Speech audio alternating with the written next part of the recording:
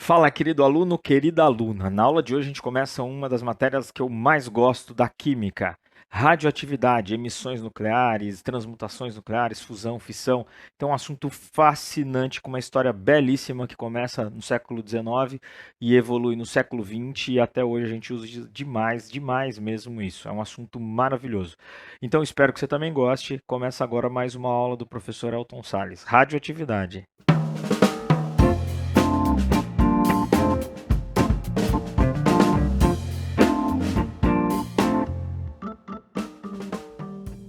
Então vamos lá? Ó, radioatividade. Procura aí. Estudo de núcleos instáveis. Grava isso. Núcleos instáveis que emitem partículas ou ondas eletromagnéticas. Núcleos instáveis, para gente que não recorda, ó, voltar rapidinho.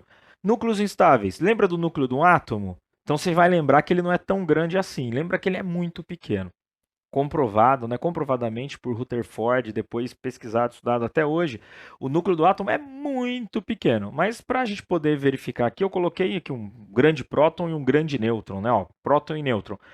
E por fora os elétrons. Núcleo é essa parte aqui então. Ó. Núcleo é o centro do átomo. O centro do átomo, você vai lembrar que tem nêutrons, não é isso? Ó?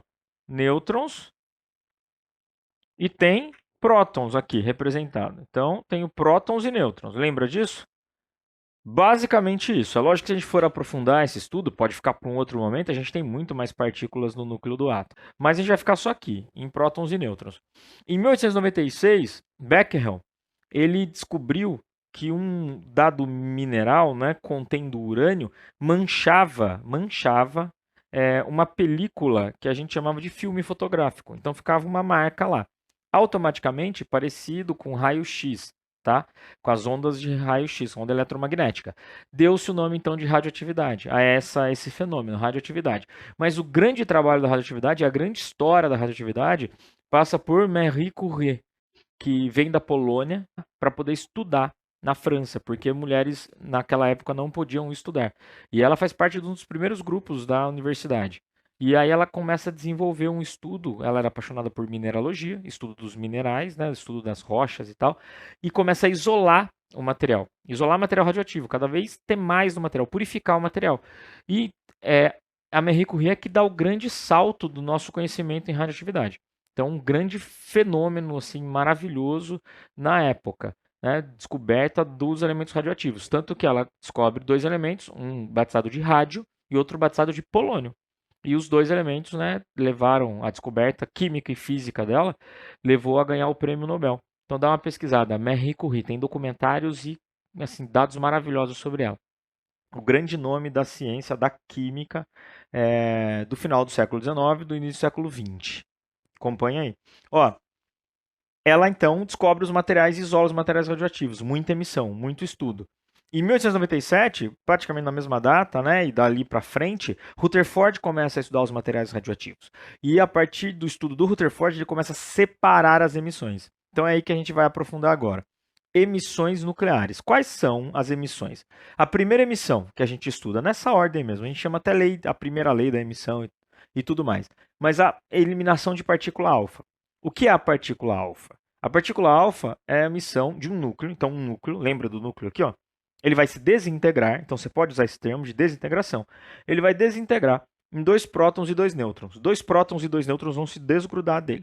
Então, na realidade, eu tenho duas cargas positivas, dois prótons, ó, e dois nêutrons se descolando do núcleo do átomo. A representação de um elemento, ela se dá. O número de próton é o número atômico, é o Z aqui. Z. E aqui em cima é a massa. Massa, para quem não se recorda, é a soma do próton e do nêutron. Por isso que a gente diz que a partícula alfa é 2 e 4. 2 prótons, 2 nêutrons, os nêutrons estão ocultos aqui, ele não aparece aqui o número, dando um total de 4, que é a massa. Então, de novo, 2 prótons mais 2 nêutrons dá 4 de massa. 2 prótons, 2 nêutrons, massa igual a 4. Como no elemento a gente representa número atômico, prótons, e a massa, automaticamente fica 2 e 4. A partícula alfa está aqui. Imagina que eu tenho um elemento X, tá? Genericamente X, que ele tem o seu número atômico e o seu número de massa. Ele emite uma partícula alfa, uma. Então aqui está representando uma emissão alfa. Ele vai desintegrar 2 no próton e 4 na massa. Então é o que acontece aqui, ó, Z menos 2, quer dizer, o Z inicial menos 2 e a massa inicial menos 4. Por que eu mudei de símbolo? O X e o Y, representados diferentes, né? Por que não é X e lá também é X? Porque quando um elemento muda seu número atômico, que é o que acontece aqui, ele é outro elemento, ele não é mais o elemento de antes. Porque o que define o elemento é o número atômico. Tanto que é interessante contar na história, né, que o Rutherford foi chamado de alquimista. Antigamente, né, os alquimistas queriam transformar metais em ouro, fazer uma que a gente chama de transmutação. E olha que interessante, Rutherford, ao estudar as emissões nucleares, ele percebe que ocorre mesmo transmutação, que um elemento se transforma em outro. Quer um exemplo? Um dos clássicos, ó, consta em quase todos os livros dessa matéria. O urânio 92-238, ele emite uma partícula alfa. Ao emitir uma partícula alfa, de 92 ele cai para 90. E se ele cai para 90, ele não pode mais ser o urânio, porque o número atômico do urânio é 92. O urânio é 92. 90 é outro elemento, chamado de tório. Então, o tório é o número 90. A massa de 238, ele decai, ele desintegra 4. Então, ele cai para uma massa de 234. E é isso mesmo, ele se transformou em outro elemento com outras características, outras propriedades. Pode acontecer ele se transformar num elemento igual ao tório, que também é radioativo e também ter emissões? Pode acontecer. Isso se chama série, né? A série radioativa de um elemento. Ele vai se transformando em um elemento radioativo atrás do outro, cada um com sua propriedade, com as suas características físicas, mas isso acontece com muitos elementos, tá? Outra coisa que você tem que se acostumar. É comum, nessa matéria, aparecer uns isótopos radioativos. Então, você vai chamar urânio e vai colocar 238, para diferenciar, por exemplo, do urânio 235. Por que isso acontece? Porque eu tenho urânio, o número atômico 92. O número da massa é sempre indicado porque é a massa que vai mudar. Porque se ele é urânio, gente, ele é 92. Não tem como ser um urânio 93, um urânio 94. Então, a indicação é a massa. Então vamos para a emissão beta? Ó, a emissão beta. O que a emissão beta é? A emissão beta é um nêutron que se desintegra, tá? Ele se desintegra, ele se desfaz e ele emite um próton que permanece no núcleo. Na realidade, então não é uma emissão, né? Ele se transforma em um próton. O nêutron se transforma em um próton. De quebra, esse nêutron lá no núcleo, ó, quando ele se desfaz e ele vira um próton, ele emite um antineutrino e um elétron. Tá? Então, o antineutrino é representado por esse Vzinho, assim, ó, 0 e 0. Por que 0 e 0?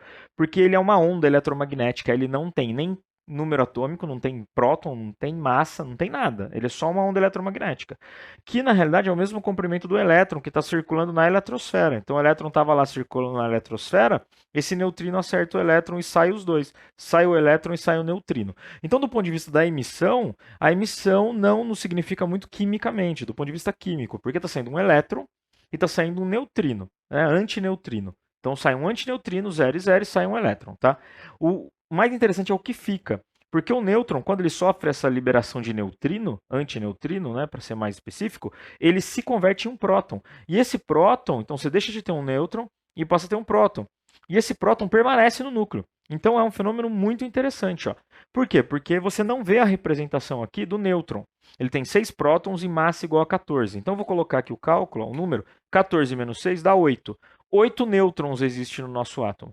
Um desses nêutrons, um só, um deles, vai se desintegrar e virar um próton. Então, o que acontece? Ele não tem mais 8 nêutrons, ele passa a ter 7 nêutrons, mas, por outro lado, ó, perceba que o número atômico saiu de 6 e foi para 7, quer dizer que aumentou o número atômico. A regra geral, né, é colocar assim, ó, a representação, igual eu fiz do outro, né? A regra de emissão que eu fiz para alfa, eu vou fazer para beta. Se diz que o elemento tem x, z e a. Que ao emitir beta, menos 1 e 0, o menos 1 é explicado pelo elétron, tá? Então, o elétron é menos 1. 0 é porque ele não muda a massa. Eu vou te mostrar por quê. Ó, ele vai passar para o elemento y, em que z vai ser mais 1. E a massa? A massa continua A. Por que a massa continua A? Porque a massa é a soma de próton e nêutron. Se um nêutron virou um próton, a sua soma continua a mesma. Então, perceba, a soma é idêntica. Ó. 14 e 14.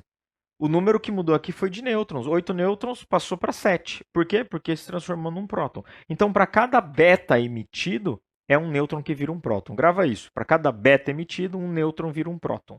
É isso que muda. Tá? Então, como ele emitiu uma partícula beta, a gente tem um aumento de 1 no número atômico. E a massa continua a mesma. Entendido? Então, essa é a segunda lei. A lei de beta, a emissão de beta. Está saindo do núcleo um elétron e um antineutrino. Né? Uma onda eletromagnética e um elétron que é quase uma onda. Né? Ele é muito estudado como onda até. Então, sai, certo? Esses dois. O que fica? O nêutron se transformou num próton. Então, essa é a conversão que acontece na emissão beta. Vamos para a terceira, a emissão de radiação gama. Perceba, é a única que eu coloquei radiação. Por quê? Porque ela não é uma partícula, então não tem partícula gama, é radiação gama. Ela é uma onda eletromagnética. Ela não tem massa e não tem carga. Por isso que ela é 0 e 0. Ela não afeta mudança, não modifica o elemento, o número de próton nem na massa. Normalmente, ela é emitida junto com alfa e beta. Então, sai alfa e beta e ainda acaba saindo, emite junto, tá? A gama. Gama 0, 0. Então, ela não altera nem o número de próton, nem o número de nêutron, nem nada. Ela é uma emissão nuclear, tá? E aqui um quadro das três, da comparação das três. Então, ó, massa. Alfa tem muito mais massa. Lembra que ele tem 4 de massa? Então, é a massa de 2 prótons e 2 nêutrons. Já a beta praticamente tem a massa de um elétron. A massa de um elétron, gente, é considerada insignificante, né, do ponto de vista químico, ainda mais quando comparado ao número de massa de prótons e nêutrons. Então é considerado insignificante, é só a massa do elétron. Então a gente pode dizer que é uma massa muito baixa. Gama não tem massa, porque não tem emissão. Né? Não tem emissão de nenhuma partícula, é só uma onda. Velocidade. A alfa, por ser de maior massa, ela tem a menor velocidade, 5 a 10% da velocidade da luz. O elétron já viaja a 90% da velocidade da luz, porque ele é muitas vezes estudado como uma onda. Então, e uma partícula de massa muito pequena. Gama é 100% da velocidade da luz, porque é uma onda eletromagnética. E vamos para mais um item. Fator de penetração. Alfa é a que tem o menor poder de penetração. Uma folha de sulfite ela consegue ser bloqueada, porque ela tem a massa, né, a maior massa, 4 de massa, então ela consegue ser bloqueada. Já a partícula beta, ela tem um poder de penetração de 50 a 100 vezes maior do que a alfa. Tá? Eu preciso de uma lâmina de chumbo para poder bloquear. Já a gama é altíssimo poder de penetração. Ela consegue passar por espessuras variadas de metais. Ela consegue passar por isso porque ela é uma onda eletromagnética. O poder de penetração da gama é maior do que do raio-x. Fica por aí, clica na próxima aula. Bons estudos e até a próxima!